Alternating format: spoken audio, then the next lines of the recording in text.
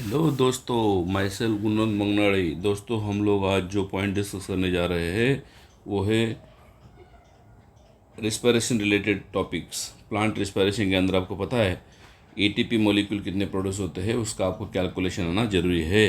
तो इस न्यूमेरिकल के अंदर मैं जो आपको पॉइंट डिस्कस करने जा रहा हूँ, जो पॉइंट है the number of ATP molecule produced by electron transport system from Krebs cycle intermediate in the single turn is. आपको पता होगा कि रिस्पायरेशन के अंदर क्या होता है, सेलुलर रिस्पायरेशन के अंदर क्या होता है। ग्लाइकोलाइसिस के बाद लिंक रिएक्शन होती है, उसके बाद क्रेब्स साइकिल होती है और उसके बाद इलेक्ट्रॉन ट्रांसपोर्ट सिस्टम होती है। तो यहाँ पे क्वेश्चन आपको पूछा गया है number of ATP molecule produced by electron transport system. तो यहाँ पे आप नोट करिए बच्चों, इलेक्ट्रॉन ट्रांसपोर्ट सिस्टम मतलब ऐसी सिस्टम कि जहाँ पे क्या होता है, ऐसी सिस्टम की जहाँ पे क्या होता है एन का और एफ का क्या हो जाता है, इन दोनों का ऑक्सीडेशन हो जाता है। इन दोनों का क्या हो जाता है, ऑक्सीडेशन हो जाता है। कहाँ पे, इलेक्ट्रॉन ट्रांसपोर्ट सिस्टम के अंदर। और इन दोनों का ऑक्सीडेशन होने की वजह से एटीपी का फॉर्मेशन होता है। इसलिए इस प्रोसेस को हम बोलते हैं टर्मिनल ऑक्सीडेशन। किसको, इलेक्ट्रॉन ट्रांसपोर्ट सिस्टम को हम बोलते हैं टर्मिनल ऑक्सीडेशन। जहाँ पे एन से और एफ से क्या होता है, ऑक्सीडेशन होने के बाद, उनका ऑक्सीडेशन होने के बाद एटीपी प्रोडक्ट्स बनती है। और आपको पता होगा एटीपी फॉर्मेशन जो होता है उसको आप बोलते हैं, that is also called as, what is called as oxidative phosphorylation. Okay, याद रखना, formation of ATP in the respiration is called as oxidative phosphorylation. तो यहाँ पे आपको पता हो गया अभी कि इलेक्ट्रॉन ट्रांसपोर्ट सिस्टम में क्या होता है, एन से और एफ से एटीपी बनते हैं। तो यहाँ पे आपको पूछा गया है फ्रॉम क्रेब्स साइकिल, पूछा गया है intermediate in the single turn. आपको पता होगा क्रेब्स साइकिल जो होती है, क्रेब्स साइकिल जो होती है वो होती है ट्वाइस, मतलब 2 टर्न होते हैं नेचुरली। क्रेब्स साइकिल के नेचुरली कितने टर्न होते हैं, 2 टर्न होते हैं। आप बोलेंगे सर 2 टर्न क्यों होते हैं, क्योंकि याद रखना पायरुविक एसिड के कितने मॉलिक्यूल थे, 2 मॉलिक्यूल थे ना। तो इस पायरुविक एसिड के जो 2 मॉलिक्यूल है उसको ऑक्सीडेशन करना है तो क्रेब्स साइकिल ट्वाइस होना जरूरी है।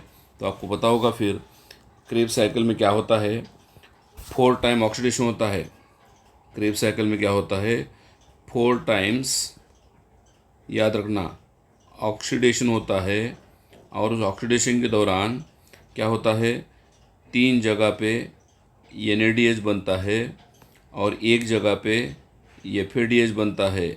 कहाँ पे, क्रेब्स साइकिल के अंदर 3 प्लेस पे एन बनता है, एक प्लेस पे एफ बनता है। तो आपको पता होगा शायद 1 molecule of N in electron transport system के अंदर 1 मॉलिक्यूल ऑफ एन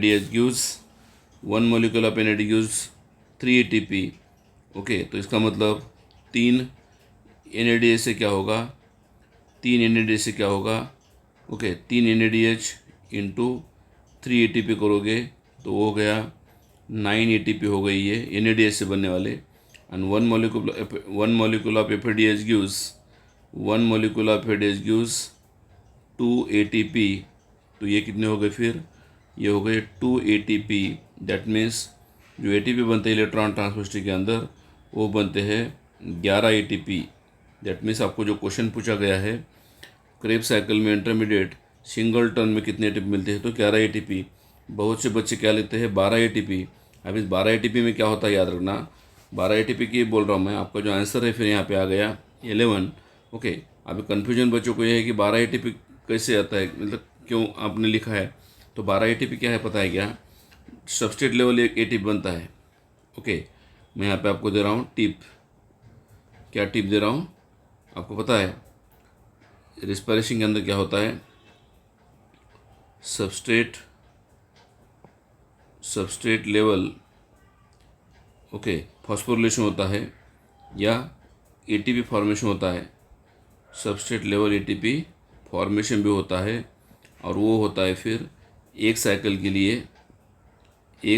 लिए सबस्ट्रेट लेवल फॉस्फोरिलेशन होता है, एक एटीपी बनता है।